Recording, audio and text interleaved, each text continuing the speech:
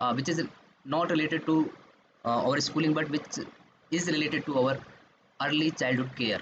बच्चे का जो डेवलपमेंट है ब्रेन का वो शुरू के 5 साल तक होता है। उस चीज़ को लेके अगर मैं कुछ पॉइंट डिस्कस करना चाहूँ तो ये देखिए इसमें सबसे ज़्यादा फोकस अगर हमें करना चाहिए बच्चे पे तो शुरू के 5 साल है। 5 साल के बाद में बच्चे का डेवलपमेंट ब्रेन का जो मैक्सिमम डेवलपमेंट है ब्रेन का वो 5 साल तक हो जाता है जितना होना है, ठीक है। अब इसको हम ब्रीफली जान लेते हैं क्या है कि इसमें साइनेप्टोजेनेसिस जो है शुरू के बर्थ से 2-3 साल तक होता है, शुरू के 3 साल तक। साइनेप्टोजेनेसिस क्या है? ये अगर मैं स्ट्रक्चर न्यूरॉन्स का अगर देखूँ जो हमारे ब्रेन में या नर्वस सिस्टम में जो न्यूरॉन्स होते हैं उसमें ये माइलिन शीथ है, ये हमारा इसकी बॉडी है और ये ओवरऑल एक न्यूरॉन का स्ट्रक्चर है जिसमें सिग्नल ट्रांसमिट होते हैं, ठीक है। एक आइडिया ले लीजिए, मैं ज़्यादा डिटेल में जाने को नहीं करा। और इस फिगर को देखिए, ये हमारे मल्टी न्यूरॉन्स हैं जो आपस में कनेक्ट कर रहे हैं। एक न्यूरॉन ये रहा, एक न्यूरॉन ये रहा और ये आपस में कनेक्शन है, एक न्यूरॉन ये रहा। इस तरीके से कनेक्शन इनमें बनते हैं। ये ब्रेन के अंदर का न्यूरोनल जो कनेक्शन है ब्रेन के अंदर उसको मैं बता रहा हूँ। और ये जो डेवलपमेंट है न्यूरोनल कनेक्शन पोस्ट, इसमें बताता हूँ कनेक्शंस बिटवीन न्यूरॉन्स। इसका जो पीक साइनेप्टिक डेंसिटी है वो बनती है 2 से 3 साल तक की उम्र में। देखिए कितना महत्वपूर्ण है शुरू के साल। माइलिनेशन जो होता है बर्थ से और एडोलेसेंस तक होता है, मीन्स आपके 15 साल तक। तो ये माइलिन शीथ है न्यूरॉन्स के ऊपर, माइलिनेशन इसको बोलते हैं, माइलिन शीथ का डेवलपमेंट, ठीक है। इसके बाद में 2-3 चीज़ और देखते हैं। Spinal cord and proceeds to brain, pruning ये 2 से साल तक की उम्र में होता है, ठीक है। Improving signal transmission, signal means मैंने ये बताया था ये आपस में जो न्यूरॉन्स कनेक्ट होते हैं फिर उनमें सिग्नल ट्रांसमिट होते हैं। तो इन सब चीज़ों का इनका जो अर्ली एज है 2 से 7 साल तक की, ये बहुत बच्चे के लिए महत्वपूर्ण है, ठीक है। सेंसरी पाथवे डेवलपमेंट, जी ये सारी चीज़ें जो हम डिस्कस कर रहे हैं वो 2 साल तक देखिए इसका टाइम पीरियड बताया गया है। उसके बाद में जो मेन हमारे जो फंक्शन आते हैं ब्रेन के, विजन अपने आँखों का देखना, हियरिंग सुनना, टच पाथवे चीज़ों को छूकर उनका पता लगाना, है ना। Critical period for sensory experience to shape neuronal circuit, ये न्यूरॉन्स के जो सर्किट बनते हैं इनका जो क्रिटिकल पीरियड है। और language and cognitive skills, language भाषा को सीखना और कॉग्निटिव स्किल्स मतलब कोई भी स्किल्स को सीखना, ये इनका जो है टाइम पीरियड देखिए 0 से 5 साल तक, है ना।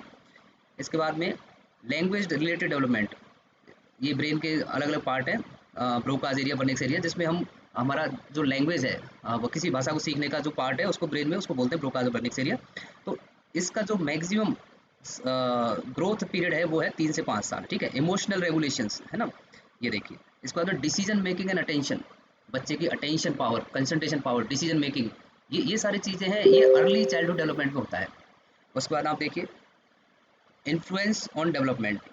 अब इसमें डेवलपमेंट के ऊपर क्या क्या चीज़ें इन्फ्लुएंस करती है? जेनेटिक फैक्टर, वो तो है ही है पेरेंट्स का जो जेनेटिक फैक्टर। एनवायरमेंटल फैक्टर, कैसा आप उसको एनवायरनमेंट दे रहे हैं, ठीक है।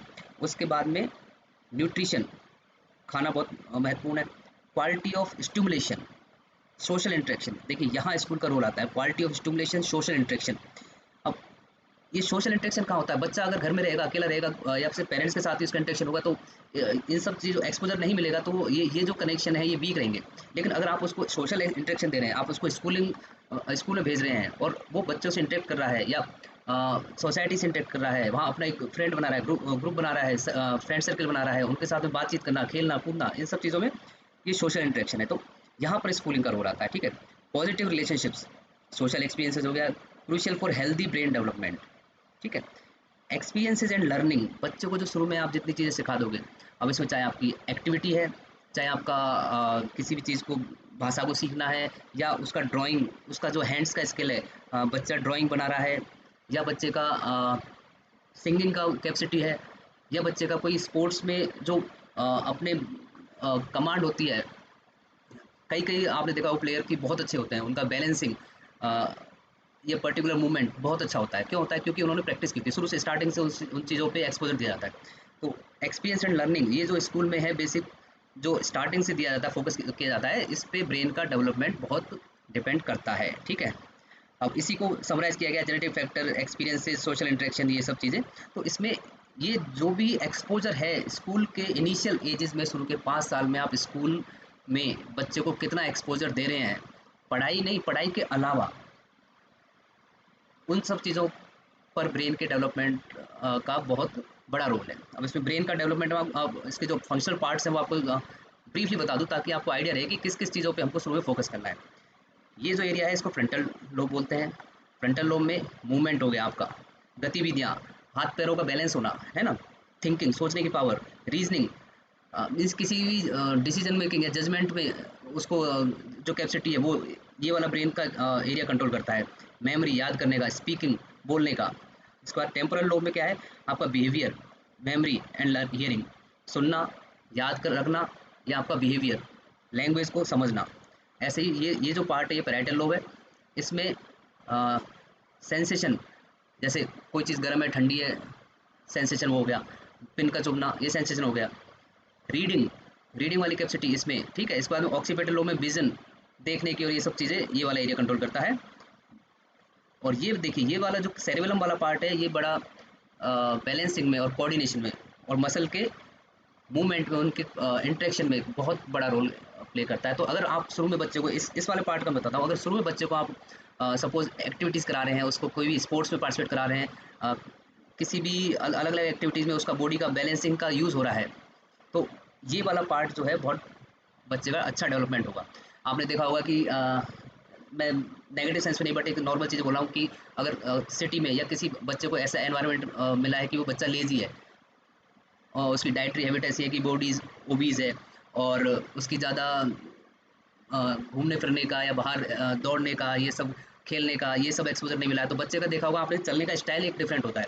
और अपने रूरल एरिया में देखिए जो बच्चा शुरू से ही दौड़ रहा है, शुरू से गिर रहा है, अपने आप खड़ा होने की कोशिश कर रहा है या आपस में 2 बच्चों में लड़ाई होगी तो भाग रहे हैं या पेरेंट्स कभी पिटाई कर रहा है तो भाग रहे हैं। तो आपने देखा होगा कि जो रूरल एरिया में जो बच्चे जिसको ज़्यादा आप फ्री छोड़ते हैं, उसके चलने का जो स्टाइल होगा या उसकी बॉडी पे जो कंट्रोल होगा, वो अलग होगा, उस पे ज़्यादा वो है कमांड रहेगी और ये लॉन्ग टर्म में आपके हेल्थ पे बहुत बेनिफिट देते हैं। आपको लॉन्ग टर्म तक आपको बीमारी नहीं होती है, आपके जो शरीर है स्वस्थ रहता है, मसल्स का डेवलपमेंट अच्छा होता है। तो आप देखिए कि ब्रेन का हर एक पार्ट ये ऑलमोस्ट 5 साल तक बच्चे का डेवलप हो जाता है।